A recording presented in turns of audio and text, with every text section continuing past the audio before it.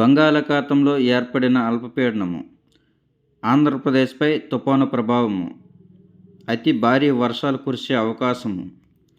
ఆంధ్రప్రదేశ్ బంగాళాఖాతంలో ఏర్పడిన అల్పపీడనము డిసెంబర్ 2న తుఫానుగా మారనుంది. దీని ప్రభావంతో రాష్ట్రంలో విస్తారంగా వర్షాలు కురుస్తాయని ఐఎండీ వెల్లడించింది. డిసెంబరు 4, 5, 6 తేదీల్లో కోస్తాంధ్ర, రాయలసీమల్లోని పలు జిల్లాల్లో భారీ నుంచి అతి భారీ వర్షాలు కురుస్తాయని పేర్కొంది. తుపాను కోస్తాంధ్ర వైపు పయనిస్తే తీవ్రత ఎక్కువ ఉంటుందని చెప్పింది. కోతకు వచ్చిన పంటలను వెంటనే కోసి భద్రపరుచుకోవాలని రైతులను సూచించింది.